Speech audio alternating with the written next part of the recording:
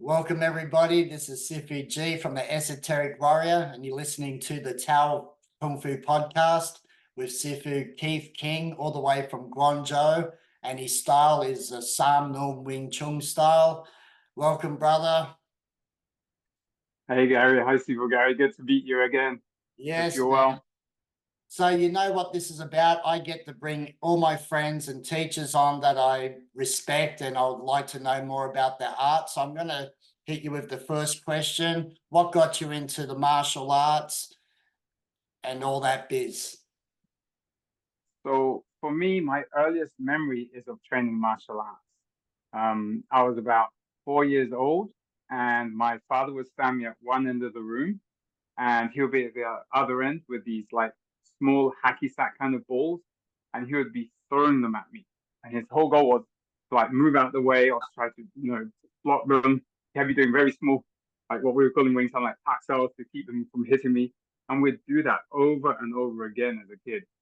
And yeah, that was my first memory. So for me, martial arts has always been a part of my life. Then when I was about 5, my mother, she used to do judo and she took me along to the local judo club. And I started training judo, which I absolutely love. And even to this day, I think judo is something every child should do. It has saved my life so many times, not necessarily in fights, but falling, especially when your kid's climbing up high or jumping over things.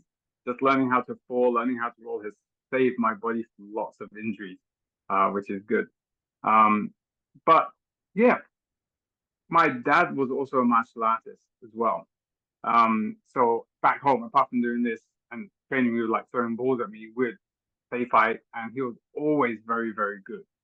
Um, and when I was very young, I remember asking him like, "What do you train?" Because I was interested, and he would tell me about like learning some boxing from his father, because his father was a boxer in the Navy.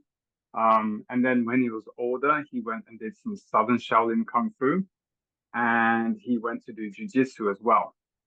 I'm not sure what style of Jiu-Jitsu he did, but he was a huge fan of it, and that was the art he got most proficient in. So whenever we'd play fight, I just remember no matter how I tried to punch him, very quickly I'll be grabbed, thrown to the floor, and locked there, unable to move. Maybe the traditional jiu-jitsu, not the BJJ, but the old traditional Mm. jiu-jitsu is very, very effective. Oh, absolutely. Seriously, even up until when I left England, I could not touch my dad, even though I had been training martial arts all those years. I just could not touch him. It was very impressive, very impressive. But yeah, so I joined my mum to join judo. Then a local karate club opened up in the same building. That was Goju Karate. So I jumped into that. My mum also jumped into that, and we trained like Goju Karate for about a year. And then we moved. And this is a quite common occurrence in my life. We changed houses and moved to different like towns or cities. Like I'd say close to about 20 times when I was growing up. Like once every couple of years we'd move. So while in the beginning I never was really grounded in one art, I had this great opportunity to explore many different arts. So I go to one city and I'll do some kung fu. I go to another city and I'll try out like sambo. I move to another city and I'll try out it's like some kickboxing or whatever they have going there. And I did that growing up as a kid. Then I remember when I got a little bit older, a little bit more independent, I started exploring more. In England, it's very easy to find martial arts clubs. You just get the yellow pages back then, you open it up, look on the martial arts, and you start finding places. And I'll start traveling out. I'll travel like an hour out, 2 hours out, 2.5 hours out to find clubs to train. So even I was in Portsmouth, I got to London to train. I remember I heard like the what's his name, like Shienzi, the Shaolin monk in England. He had just come over. He was holding a seminar. I went up there, trained in that seminar, which was cool. I trained with like the an organization for Chinese Kung Fu. I can't remember the name. That was 30 odd years ago. But I just, anyone I could find, I'll go train. I was really, really passionate about doing this, and all my money, all my time went into training. Then think I was about 16, and my mum got in contact with her father. because my mum was adopted. And so we went down, we met him, and it just turned out he was a huge Kung Fu fanatic. Oh, And wow. so I hit it off with him. Yeah, completely random, but a huge Kung Fu fanatic. I remember him saying he was upset that he never got to train it, but I remember he had this cupboard and it was full of Kung Fu movies. Like my And so yeah, and my house. And so I just start borrowing Kung Fu movies and watching them and, getting influenced by that. And I remember quite early on, around 16, 17, I decided I'm going to go to China. I'm going to train martial arts out there. I'm going to be able to fly, break bricks on my head, and all that crazy stuff. I was passionate, a little bit naive, but very passionate in those days. And so anyway, I was hooked on Kung Fu movies, training martial arts that I could find. And it was when I had just started working, just started earning a little bit of money. I started looking into the possibility of traveling to China for a holiday. Hmm. I go out, experience China, maybe find some martial arts to experience as well. And my mum, bless her, she had this great idea. She said, why just go on a holiday? Why not go out there for a year? Find a job, go out there for a year and really experience China. Me being me, I was like, that's a fantastic idea. And you haven't come back and you didn't go back. No, I haven't come back. My mom's regretted giving me that advice.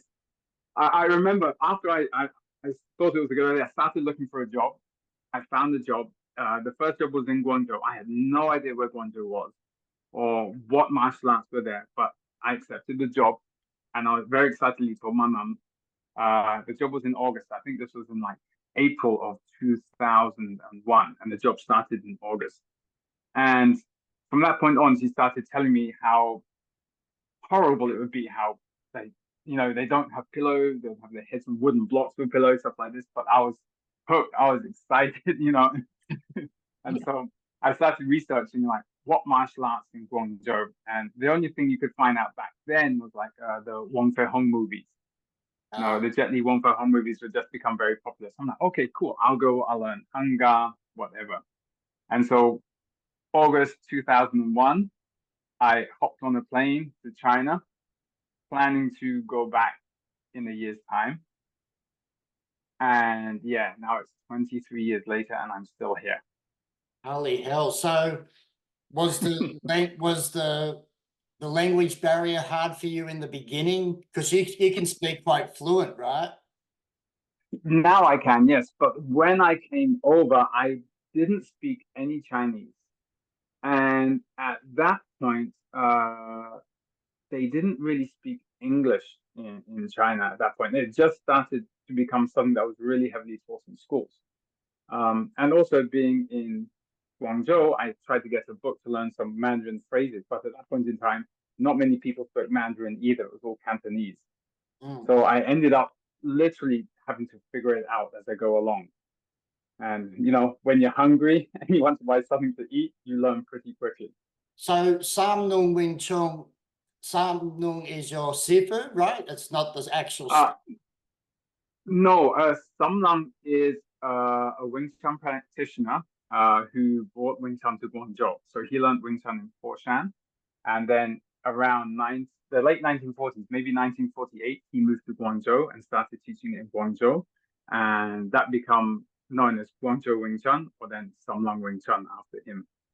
Okay, and what's the difference between this type of Wing Chun style to like Yip Man or the Panam and other ones? Because I know there's a few now that I've actually heard of. Like when I knew about Wing Chun, it was always Yip Man, but now there's snake style. And thank God you've got that Facebook group because you're putting up some lovely information on Wing Chun, mate. Oh, mate, there are so many versions of Wing Chun, and they are all really good in their own aspects. They're different. Some are slightly different, some are very different, but they're all really good and all offer very unique perspectives on like a single thing. To go back to your question, Sam Lung Wing Chun is very similar to Yip Man Wing Chun, and Yu Choi Wing Chun. So we both have the three basic forms, Yulin Tao Chum Kyo Bilji. We both work close body with Chi Sao, both have the staff, the locked in Boom Guan, and the knives. The thing is, these three people, not Sumlan's teacher, Yun Kei San, Yu Choi, and Yip Man grew up together. They trained under the same people, so they all trained under Chan Hua Son, or Chan Hua Son's student Zhong So. So they all trained together. Then Yip Man went to Hong Kong. Sumlan came to Yun Kei San for Sumlan came to Guangzhou, and Yu Choi stayed in the Foshan area. So for all intents and purposes, it's the same art, but just expressed differently. Mm. And is forms exactly the same as Yip Man? Because I've seen you do some of what we, like a John like this.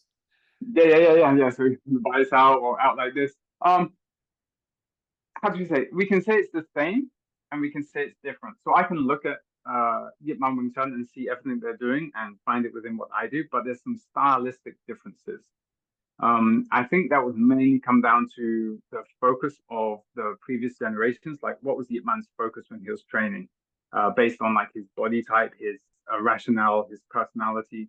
Same as Some Lang Kung Chun is heavily influenced by himself and his prior experience with his teacher before Yun Kei San, which is Jumbo. So his is more power based. They have a big focus on something we call Julik. Jew, this character Jew comes from like Jews that, like, when the emperor would be angry with you and he'll kill like 18 generations of your family. That word comes from that. So the idea is that there's supposed to be a very strong power there when we touch hands to overwhelm people. As you've seen on the group, the snake style Wing Chun like to use a lot more quick movements with their hands. Yeah. So it's the same thing, but just expressed differently.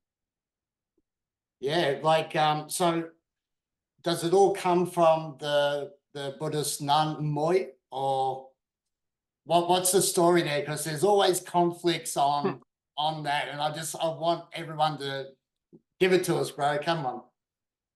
So all I can say is we can accurately go back to about Yip Man, Yun Kei San, Yu Choi, that generation. We know that they trained with Chan Hua Son, and we know Chan Hua Son was a real person. You know, his house is in, I think it's like Ma Dongchun, in Sondak. So he was a real person. He did teach people. The Wing Chun that his family teach and they teach in Sondak is quite different to what we do. So obviously somewhere between his teaching to what Yun Kei San, Yip Man, Yu Choi teach, there's been some changes. But why those changes came about, we don't really know. We can guess, we can speculate, but we don't really know. Anything beyond that, like to learn Zan, it becomes very hard to really trace. And so we have groups out here like Some Lang Wing Chun, Yip Man Wing Chun. We talk about Moi Si Tai, the nun, passing it down. We've got other groups that start talking about like Ji Sim Si, the monk that came down, passing it. Others focus more on what happens in the Red Bolts. Others focus on a guy called Tan Sao, who brought opera to Canton, to Guangzhou. And so we have all these different origin stories, and it's very hard to really verify what is real and what is not. As long as but there are lots of, as long as it's effective Wing Chun, that's all it matters. And if it makes you healthy in the body and the mind and spirit, it's good kung fu, no matter what it is. Absolutely. I mean, the stories are always fun, and I think they do help inspire us when we're new to martial arts. It's always nice to hear legends, be like, wow, I want to be like that guy or that girl. So it's good. It does inspire the new generations to train hard. But for me personally, there's a certain point where you just kind of put those stories back and you just focus on the training. Yeah.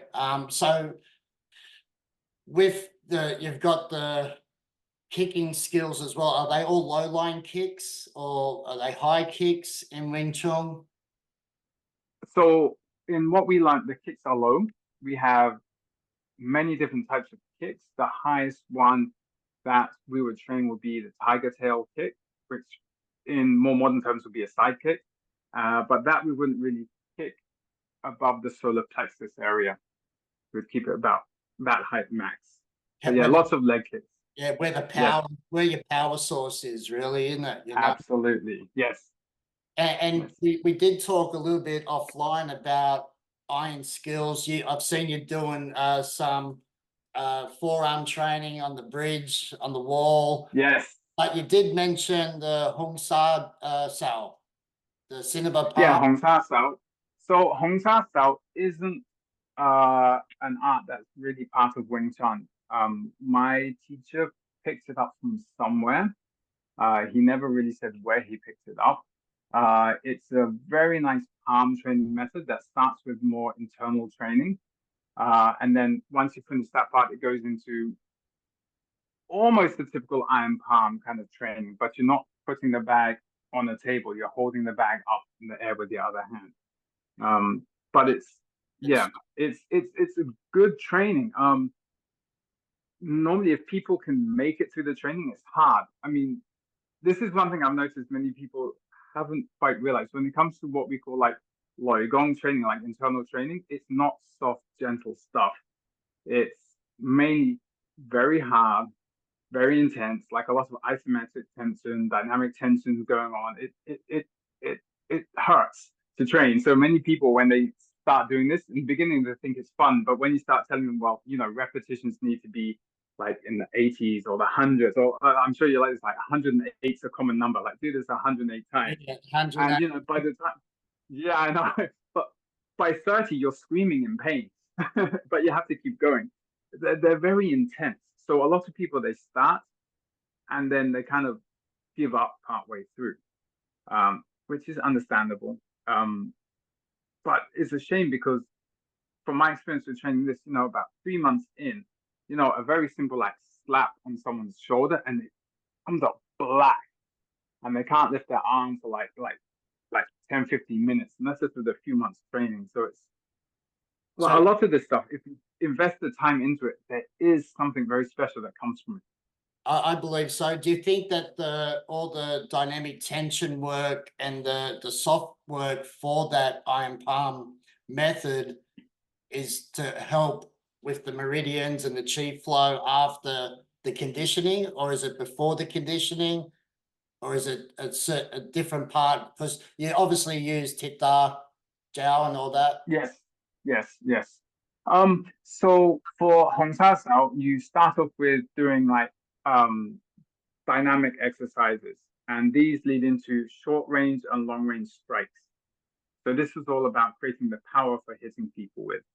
Once you develop that power, then you go into the conditioning. Conditioning is kind of I don't want to say a secondary focus, but if you don't train it, but you've done the beginning training, you can still hit people very, very hard with the palm. The conditioning aspect of it just gives you that extra kind of oomph, like the cherry on the cake for the training. And what type of power do you guys use, like for ging, like Chun Ging? What's the So basically in Samlang Wing Chun, we have two powers we focus on. The first one is turn game, which is long power, of course, and then the second one is doing game. Inch power was never used out here until Bruce Lee interviews became popular, and then the internet became more popular, and people started looking into what Yip Man Wing Chun is like, because like when I started, people in the West didn't really know about Samlang Wing Chun, and I'll be online and be like, "No, you're lying. There's only Yip Man Wing Chun." But out here, they're like, "Who's Yip Man?" For the most part, like especially in Guangzhou, it's like Yip Man wasn't that well known until he became popular over the internet and people started learning more about him here. oh So wow. of course, like anyone, they started looking up and finding out, and then they started adopting terms as well. So we used Dun Ging, and then it changed to being called like Chun Ging, like the inch power. Yeah, well, But yeah, we train both. inch power takes a little bit more time of development of the tendons and ligaments, sinews, and Yes, understanding of the body to release the yes, force. Compared to yes, normal fighting, you got long power, right? That's normal yes, way. So yes. you start with the long and then get to the short.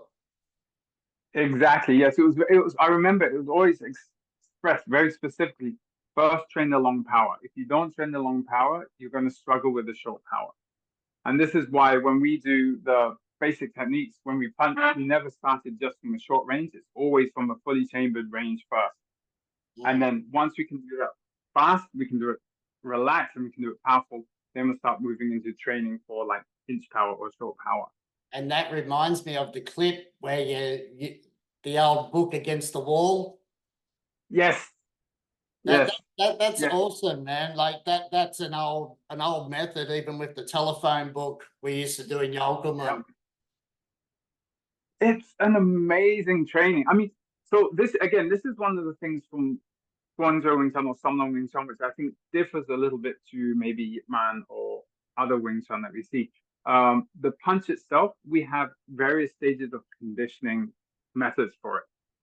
Some of them are done with paper, like you saw with the book. The book's one for training short power. Now, for us, that book has to stay on the wall for 100 hits, and there's nothing holding it there but your fist. Oh, So you have to hit it hard. hard. People, it's hard, actually hard. It's not that easy because you're not allowed to let that book slide, right? No, and you can't move your hand up. You just pull it off, and then you have to hit back. You know, I mean, I encourage anybody doing Wing Chun, give it a try. It's great fun. It will condition your hands, and you will know if you're not fast enough because you will punch a solid brick wall. Absolutely, and not only that, but you're punching a brick wall through that book, so you're not moving a bag, so to speak, but you've got to make sure that that book doesn't move and that your retracting arm is always on target in a perfect straight line. And that's when I saw you do it. I'm like, yes, awesome. No, I love it. This again, this is so. What I've noticed out here is that there is a difference in training between those who have gone through the Bai Si ceremony and those who have not. So I was very fortunate with Wing Chun. Very early on, I was invited to Bai Si to my teacher, and then the training changed dramatically. I stopped paying for classes. I started going to home to train, and the training moved from forms and techniques to conditioning and development training for different things. So, like I said, the training with the book, we call that nailing punch because you have to nail the book to the wall. And when you hit someone, it's not just like a tap, you're really driving into them. So it creates a lot of power in the punch, especially a short range punch. But that's just one of like 3 or 4 different ways we train. So this is what we call like a hard training for conditioning. Then we move into more softer trainings to develop speed. I don't know if I've put on the group or not, but like we do an exercise where we get like a newspaper and we have to hold it out, and you have to be able to break the newspaper with a punch. But it's not just rip it; you have to make it split right down the middle. Okay. And there's a very unique sound when you do that. It's like a crack, and it's just about the speed. But if you just try to hit it fast, it doesn't work. You have to get the relaxed movement with it. Is it a full penetration through, or is it just a tap? Full penetration through. So your hands held up straight, and then you're hitting it. So you can't really go too far through, but you hit it, and that force will continue to pass through the paper and rip it in two. I'll see if I can find the clip. I'll upload it later. Is that more to develop that soft power to relax? Yes. We need a combination of being soft, being relaxed, and being fast, and being able to hit with power at the same time. Yeah. And so, with paper, we have like, again, 3-4 different methods that we train to condition.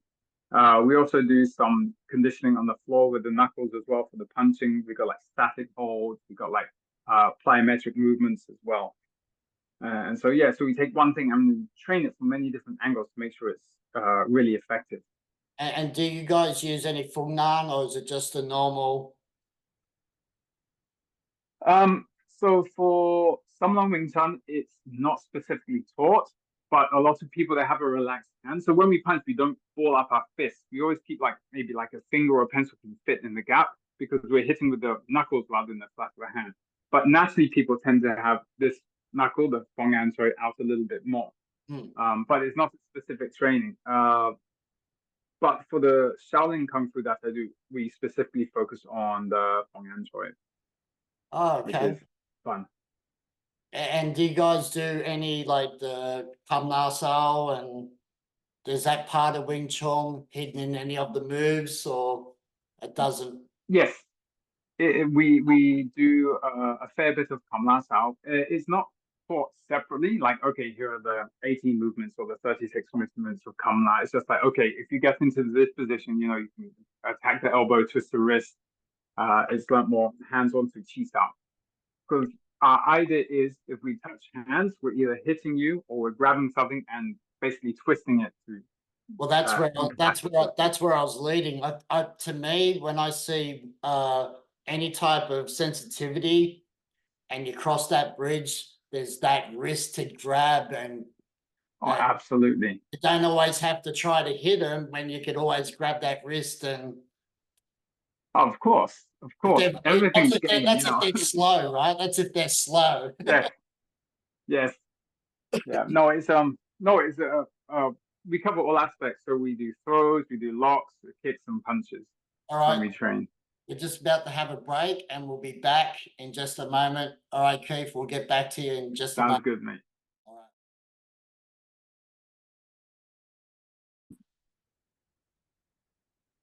Welcome back to the Tao Kung Fu podcast. I've got Sifu Keith King from the Nung Wing Chun Kung from Guangzhou. Welcome back, brother. Sorry for the cutout and all that. This is Zoom, man. This is live. No worries, mate. No worries. All right. Do you think all your previous training before Wing Chun has helped you with Wing Chun? I do think so, yes. It's helped me adapt to different ways of training quicker. It made it easy for me to kind of pick up and grasp concepts. This was very important for me in the beginning because this is my early days in Guangzhou when I started training, so I couldn't speak Cantonese at that time, and my Sifu didn't really speak any English. So I had to be able to see what was going on and learn by watching rather than just listening. And I think that helped because for my previous training, when my teacher was teaching, I'd step back and I'd first watch what his hands do, then I'd watch what his feet do, then I'd watch what his body does. So I'm watching every part of his body. Whereas some of the people who trained with me, who are native speakers, of course, they just listened and watched their hands. So I think that background helped me realize that there's different parts of the body we need to be aware of and to make sure we're following correctly to do the movements right. I think it's laid a decent foundation for you to pick something up quicker. Yes, yes, very much so. Very much so. The mukjong behind you, is it the 108 Yes. moves or? Oh my God. It really depends how you want to count it. Some people say 108. Some people say like 136. For me, I think the number 108 is kind of just used because we like that number. But our dummy form is really long compared to what I've seen of some other arts. But our dummy form is made up of two different dummies or two different wooden dummy trainings. The first part, which is a shorter part, is from Sumlang's first teacher, Joan Bolt. And it has a very distinct style of play, which is quite hard and aggressive. And then the second half is Yun Kei San's wooden dummy, which is a lot more intricate, a lot more sticking, a lot more sliding around the dummy, using positioning and angling. You're friends with Henry as well, my friend Henry Yearn. Yes. He's all holding out, all you Wing Chungers, all holding out on CPG. I didn't know that. That's so bloody cool, man. That's so cool. Oh, it's cool. It's good, man. There's lots of really cool people out there. If I remember, Henry also does Sumlang Wing Chun from one of Sumlang's family members or that line. So his stuff should be quite similar to what I do, although again, it will have its stylistic differences as well. Nice. I know that the Vietnamese Wing Chun, they have like 5 animals and all that. Is that being added on or? So we don't have that out here. The guy who took Wing Chun to Vietnam, Yun Zai Wan, is Yun Kei San's older brother. So they train together. They should have generally the same martial art. So what happened with it when it went to Vietnam, I'm not sure. But yeah, they now have they have additional forms in there, so they have their, like as you're saying, the 5 animals and a very unique wooden dummy that's much bigger than ours and kind of like rocks back and forth. Yeah, I've seen it. It's Interesting training. massive. Cool. It's absolute massive, Yes, this one, would build some power, that's for sure. yes. The other advantage, if you look at their dummy, because it moves, you got that way where you can stick to the dummy and try and just pull it off balance, but without hitting it too hard so it moves away. So there's a nice kind of way of training the stickiness of Wing Chun on that dummy. And it's a little bit So more alive, so to speak, I guess. yes, A bit more yes, lively. yes. Do you, I remember when I was in Guangzhou, researching Yokomun and Bat Mei from Ha Hong Hong. Mhm. It was such a trip, to be in Guangzhou and Hong Kong. I absolutely missed the place. It's probably changed a lot now with all the facial recognition everywhere, and China's probably changed. Yeah, well, Guangzhou is an awesome city. It's one of the few cities where you can see a really modern China, but we still have a lot of the old traditional Cantonese culture here as well. They've kept a pretty good balance there.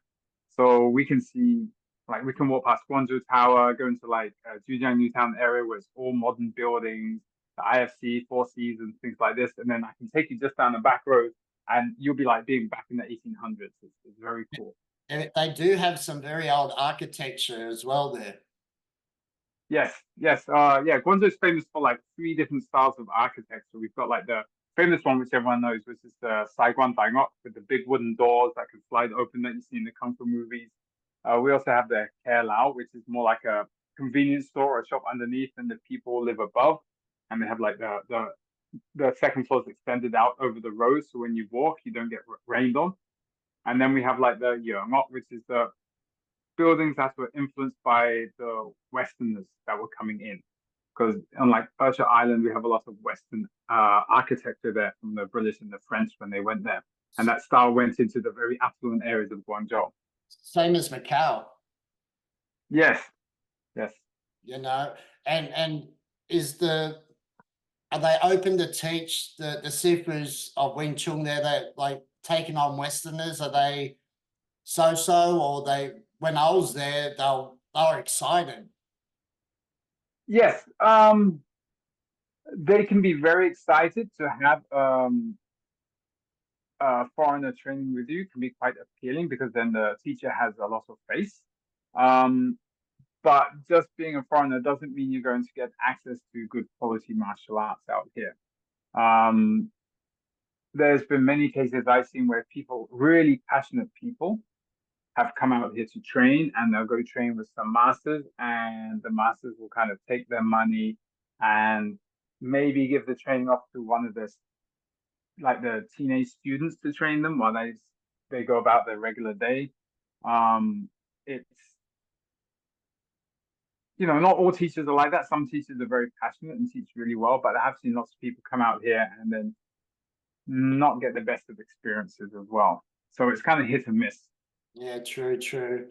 That's a shame because there is some good Sifus out there, that's for sure. Oh, China is one of these places where, I mean, there's so many people that there's a broad spectrum of the kind of masters you can meet, and there's a lot of bad stuff, there's a lot of questionable stuff, but every now and again you find some really amazing stuff that you're just in awe of, and you're just like, wow, that stuff that I thought was not real or undoable, it happens. You have these people who do stuff like this, and when you can meet these kind of masters like this, it's a really eye-opening experience. The only issue is they're not very public with what they do, and so it's very hard to find them. Do you guys do the Mosi, lion dance and that? Is that part of Wing Chun? I know it wasn't here when I've looked around. No, it's in Foshan, some groups do the Mosi. At Changhua Son, the Sundak Wing Chun has the Mosi, the lion dancing. But for Sundak Wing Chun, we don't have it. For most Foshan Wing Chuns, I don't think they have it as well. What I love about Wing Chun is the directness, and they've only got 3 hand forms, right? Because as you, like me, as I've gotten older, I've accumulated all these sets like Bap Mei, Yokomun, and it's just, Right. you don't need that many sets to fight, in my honest opinion. And that can be the downfall of arts that have 18 Shaolin weapons, 18 forms, and Yes. or more. You know, your time's always on making sure the form's perfect. But with Wing Chun, it goes straight into Gong Sao, you know, and fighting aspects, and that's what makes it a very effective and well-rounded style. Unfortunately, I've seen some bad Wing Chun people pulling off their chain punches from out of range and they get smashed, but at least they engage. And that's one thing I've respected with Wing Chun. They're always testing their bridge and hands. You know, that's good. Yeah, I mean, you don't need a lot. If we go back to like the basic reasons for learning Kung Fu, it's either you're getting revenge for someone who did something, in which case you don't need a lot. You just need one or two movements that you can do really, really well. Or you're looking for something a little bit more, more robust kind of self-defense system, so you learn a bit more, but you don't need to have a lot of forms. Like I said, for Samlang Wing Chun, the forms are a small part of what we do. Our first training, we don't even touch the forms. We go through a training called the Sub E6, which is 12 basic techniques. And you got like 4 major punches that we focus on, then a few defense movements, a couple of stepping movements, a sweep, and that's it. And you train the hell out of that for like 6 months before you even think about learning the form. And that's from doing it individually to doing it partnered. For us, we would then pull on some gloves and we do a free form as well. Not everybody does that, but for us, that was a big thing as well. And so you just learn to use the very basic concepts of Wing Chun to basically scrap. Do you find it And then once you can do that, do you find sorry. it hard? Sorry to cut you off, bro. Do you find it hard to use Wing Chun with gloves on? Yes, to a degree, because we're used to moving our hands within a very tight space, and depending on the gloves, maybe you need to open up a little bit more to do that. So if you're going for like some big boxing gloves, it's quite difficult, but MMA gloves work okay.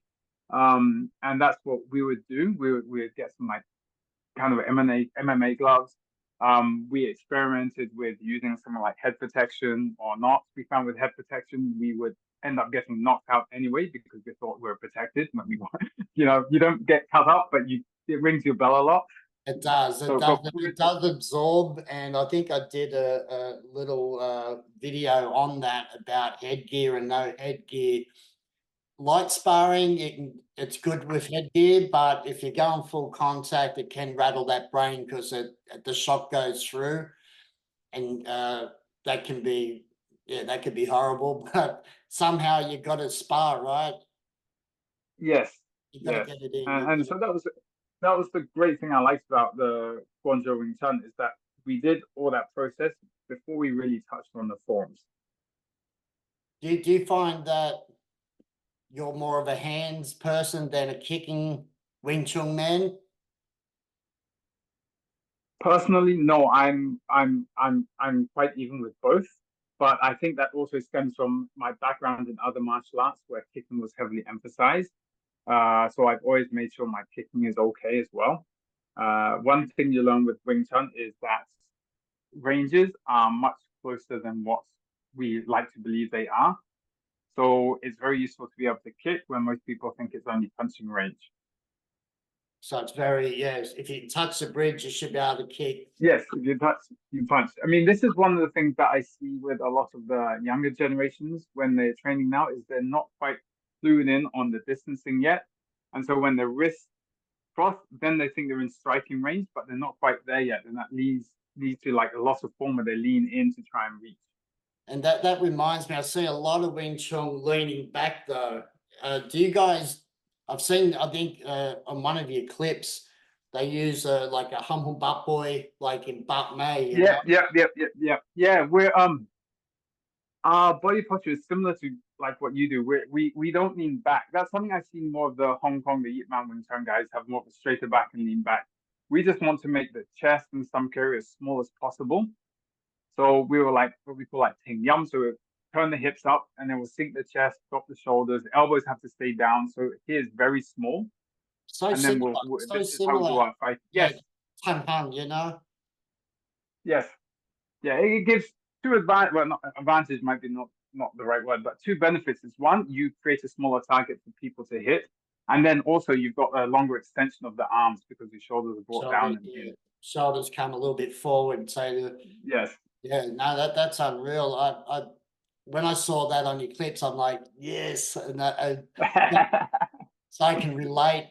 And so you're open, you're teaching now, right? You're teaching it out. Yes, yes. I've been teaching Wing Chun out here since I think about 2006. I've never taught it on a big scale because I always feel that for an art like Wing Chun, if you have lots of students at one time, you can't really train them very well. So I always keep my student bodies quite small, like 3 or 4 people together at a time, and I teach different people on different days. That way I can make sure I'm touching hands with them and I can really make sure I can see what they're doing. Yeah, Because I'm sure you'll find the same with back mates, like the difference of your elbow position from here to here can make a huge difference of the effect. absolutely. And 4 people you can keep an eye on and you can really drill them better. Yes. Yeah. So when it comes to internal part, does the Silam Tao can be done soft, or do you have a separate internal Hey Gong or anything like that, apart from your Cinnabar palm tension and stuff? Is there another part of Wing Chun that is on softness and Qigong? Yes, for some long Wing Chun, Guangzhou Wing Chun, there is. We have Qigong form called San He Guai Yun, which is like the returning the breath to the original source, and it's Qigong form that Sam Lung learned from another guy. He didn't learn it from UK San or Jumbo. He was taught this Qigong form because with the Wing Chun, we're always hunched over. It can have a harmful effect on our internal organs. And so he was taught this to kind of reopen up the chest, realign the organs, and to try and maintain his health that way. One of the sad things you'll find with Wing Chun is a lot of the practitioners, they normally live until around 60, maybe 70. There's a few that have gone over, but most die relatively young. And, there's this idea that it might be related to, how we're always having our posture hunched over. So this Qigong form was brought into some Wing Chun to kind of negate that a little bit. Kind of, counteracts the hunchback type. That's Yes. also in Hakka arts. I've always been told that too much boy and compression on the organs can shorten the life somewhat, or Yes. illnesses and all sorts of shit, But that's great because I also do one yun yat hei jern. So the primordial chaos one chi palm, and it's very relaxed. And when you said you got the one yun, return it back to the original source. So that's cool. I wonder if it's very similar. Yeah, we'll have to compare sometime. It's a great little form to do. It's not something where many people have this idea that if they do like a qigong form after like a few months, they're gonna have like qi energy coming out of the hands and stuff like this, and that doesn't happen. But it's a really nice way to start the day. If you got like a headache or you're feeling lethargic, it's a great form to do to give you a bit of energy to open up, get you breathing deeply again. It's a great stress reducer. One of the interesting things with it, we have a few different techniques, but each technique has a very specific purpose. And so you don't have to do the whole form. You can just take one technique or two techniques out there. For example, one of the techniques really focuses on grinding and massaging the kidneys. Another one will focus on really compressing and then expanding the lungs. And so you can pick what you need to train for your current status, or you can, if you're feeling okay, you can generally just train the whole form. And you also told me that you do the I Ching Ching and the other one. What was the other one? The Shaolin I Ching. Xi Shui Jing, the Sai Shui Jing. Yeah. Yes, yes. This was something I've been, after many years of being, I've been very fortunate to be able to get to learn. About 4 years ago now, I was chatting with a guy I've actually known since 2006, a martial artist, and I knew him through Wing Chun, but I never knew his background in Shaolin. And so we're good friends and we're hanging out talking. And every now and again, he would say something or do something that would just make me, it would pique my curiosity. I'm like, wait, what's going on there? Because to look at him, he's not your typical like kung fu master kind of look. He's very short. He kind of resembles like Hong Jinbao, like Sammo Hung a little bit. It's a little bit podgy. Um, but I like hanging out with him because he's like very close to 80, but he has the energy of a 5-year-old kid. Oh my God. He's highly energetic. He's always happy, always on the move. And when I was meeting him, I was in my late 30s, coming into my early 40s at that time, and I was tired all the time from work, and I was always like, man, I wish I could have that kind of energy. So me being me, I started hanging out with him and asking him more and more questions. And over the years, we built a very close relationship, and he would just start talking about certain things or um, mentioning certain things about what he trained. And he never really mentioned that he did like Yi Jing Jing or Xi Shui Jing. He said he trained Shaolin. I was like, okay, cool. As we mentioned before, I love martial arts, any martial arts. If I get the chance, I'll jump in and try. And there was a couple of things that uh, really got me to want to train with him. One of them was we were in McDonald's, typical Chinese food, McDonald's, right? And we're on the high stools. And so there's a small table between us, and I can plant my feet firmly on the floor, no problem at all. He can't because he's short. And so he's got his feet dangling off the edge of the chair, and we're talking about like some chin stuff. And he told me to grab him. So I grabbed him on the table like this, and he just flicked his hand, pulled, and I've flown across this table in McDonald's. Wow. So and so I'm laying there on the table, and I'm like, wait a second. Now, if it's someone my own size, they've got their feet on the floor, I can see, the brute force thanking me, but he can't root on anything.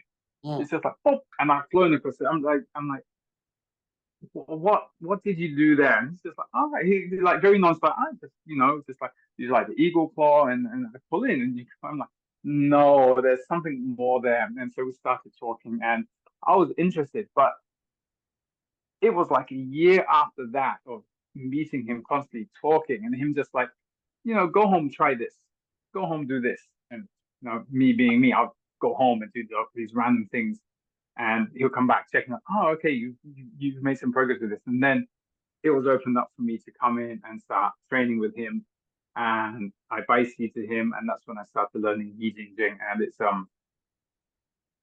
it's a very powerful training. I can say that. I can understand now why Shaolin was famous for this in the past. For the people that don't know, that's the muscle tendon work for the I Ching Ching. And the other one, is that for the brain marrow washing, they call it, of Yeah, Shaolin? the bone marrow washing. So Yi Jing Jing is about your training your physical body. It's something that Damo, the Buddhist monk who came across, he taught to a few practitioners so they can strengthen their bodies, so they will not be faced by physical hardships for their meditation and cultivation. It wasn't something that was technically developed for martial arts. It was developed so, no matter what I'm doing, I don't have to be concerned about physical problems, people hitting me, my body can take it. I don't worry about not having physical strength. I can meditate for hours on end and not really worry about the fatigue from that. So it was a physical training to train the bodies. And what happens with is training it over the years, it goes from an external training to an internal training once you get to a certain point. But yeah, it's a very tough training. I've seen on YouTube, I don't know if they're all the same, but the muscle tendon work is a standing form and the seated one is the bone marrow. I'm not sure if that's Uh, correct. you can work it like that. I mean, on the internet, you will find many different things going under these two names. The names themselves are very famous.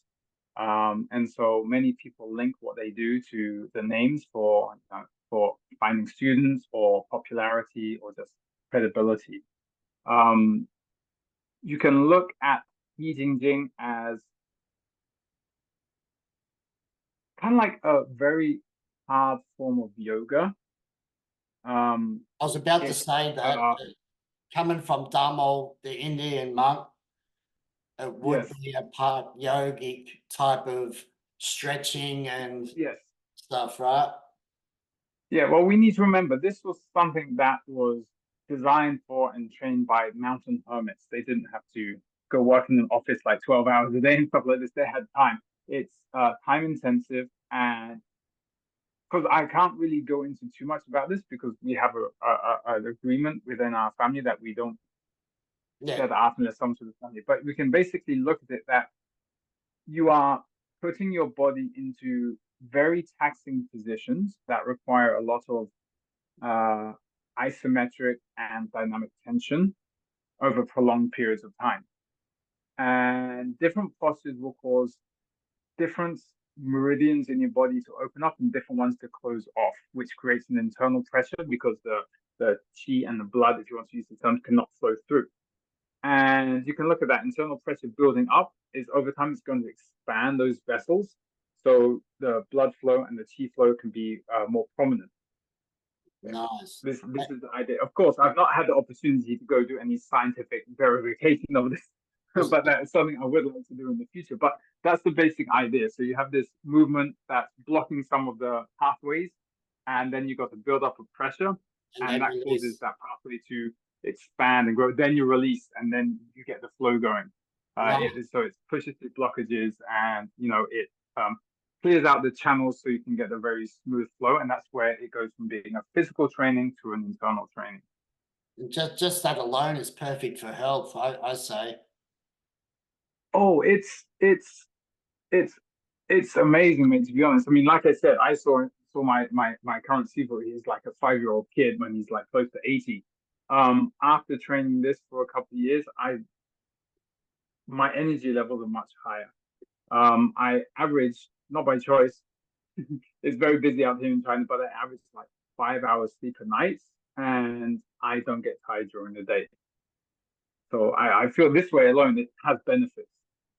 Well, I went to Shaolin Temple a few times as well, and back then they did. I've got it on VHS of the image of Damo in the rock. Uh, Yes. have you ever seen that? I have not gone up to the rock personally. I went to the Shaolin once back in the early 2000s, and I remember I left quite disappointed with what I saw up there at the time. And then after that, I never went back. So It's very unfortunately, I true. have not had the chance to It's go there. become such Yes. a tourist trap now, but when I was there was hardly. They still had no road. We had to get a horse and cart, and Right. at the temple, it had outside the rock of Damo, inside the rock, an image of him, and I've Hmm. got it on video. And the hall where they stamp the ground, with all the Yep. divots and the weapons, and we just walked straight in. There was no one there, and they I think some of the monks kicked us out, but Yep.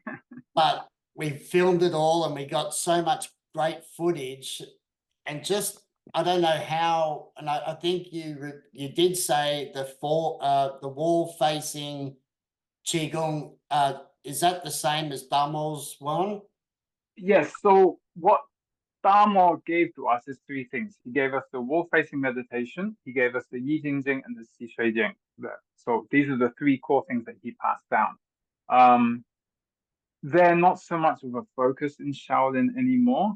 Shaolin's after the rebuilding of it in the late 70s, early 80s, it's gone in a new direction, much more performance-based, Nowadays, if you're out here, you see advertisements for like school children to go there over the summer holidays and train, things like this. But back when my Sifu was in Shaolin Temple, it was very different. So this is in the like 40s and 30s when he was there. It was a very much a monk's life. You woke up, you did your prayers, you did your meditations, you looked after your teacher, you cleaned the temple, and then in the evening, then you go and you train. So when I was there, the last time I was there was that many wushu guans everywhere. mm-hmm. Like Yes. skills of wushu outside the temple, hundreds of students. Oh man, they got thousands of people training Shaolin. Mm-hmm. It's amazing, but I'm not a fan of wushu, man. I love Kung Fu, but I'm not. But again, that goes to what we were talking before about you don't need that many forms. Nowadays, there's a lot of forms training going on, and you know they have their specifics like Xiao Hong Chuan, Xi Xing Chuan. These ones, the animal styles are very popular because they're very visually appealing. However, back listening to stories from my Sifu and from what he said about his Sifu, forms training wasn't that big. He did 2 or 3 forms, and you focus on those forms. The main training was on the gong. So for our group, because in the past, Shaolin was separated into different courtyards, like north, south, east, and west. For our group, which comes from the east courtyard, it was mainly focused on training the three key items from Damo, and then you did like 2 or 3 forms, and you know that was it. Just training the gong, training the power behind it, the conditioning, things like this. Nice. Just a couple of more questions. So have you got yourself set up yet with a YouTube page? We were talking about you're thinking about it and stuff like that. If someone wants to contact you and learn from you, is it possible for the viewers? It is. I'm probably not as easy to get hold of as some people, but of course, they can find me on Facebook, or join that group I have. You know, just Facebook my name. You should find me. I'm the white guy in the wooden dummy. They can also drop me an email. My email is kungfuspirit@outlook.com. Or if they have WeChat, they can add me on WeChat as well. I don't think WeChat's so popular in the Western world yet. Not here. I'm sure it will take over one day. Maybe with all the Chinese people, all the Chinese will use WeChat for sure. But I really appreciate you coming on and sharing your knowledge and your story, mate. It's such a pleasure to have you here.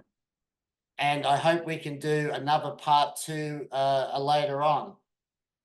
Sure, I'd love it. It would be very cool. All right, so if everyone that's watching, if you'd like to learn this style of Wing Chun from Sifu Keith King, contact him on Facebook or what he said, and hopefully you'll have a YouTube page that you can promote yourself and the style. And I wish you all the best, brother, because that's what Kung Fu is about. The mold duck, sharing is caring and keeping these arts alive. Yeah, absolutely. Especially keeping the arts alive, because more and more people, as you said, they like the forms, they like the wushu, but Kung Fu's in the training behind that. You know, the conditioning, the training of the power, stuff like this. And this stuff is a dying art. It is. Kung Fu is a dying art at the moment. What about just one more? MMA is quite big in China now, and yes, very big now, very popular. Do you find many of the Kung Fu people are jumping ship, or they're still like, no, I want to do traditional, or they combining now? Oh, it's a mix. Some people really like it. Some people really like to stick with traditional stuff. Some people do a bit of both. Cross training is quite common. Even in the old days, it's like when I sat down like a while ago, I went to a big meeting with all the old masters in Foshan, and you know, this guy's a Wing Chun guy, but he's also done Bak Main, so there's certain Hanga. This guy's a Hanga guy, but he's also done all this other stuff as well. Like, so cross training's always been around out here. And yeah, the younger guys like to do some MMA as well, be it like Brazilian Jiu-Jitsu or just go to an MMA club. It's getting there. The thing I don't see yet is traditional martial arts maybe learning some things from these more modern arts to bring in to make their skills a little bit more practical for fighting. Not because they're not practical, it's just the way people train normally isn't really focused on the self-defense or the fighting aspect as much now. Too many forms, see? Yeah. All right, brother. It's been an absolute pleasure. I can't wait to have part 2 with you. Have a lovely night. It's going on the midnight here. And I'm an All old right, cool. Thank you for staying up so late. All right, brother. Take care and All right. yes, Good to we'll talk chat with you. soon. Sounds good, mate. Sounds good. I'll see you later. Bye-bye. Bye-bye.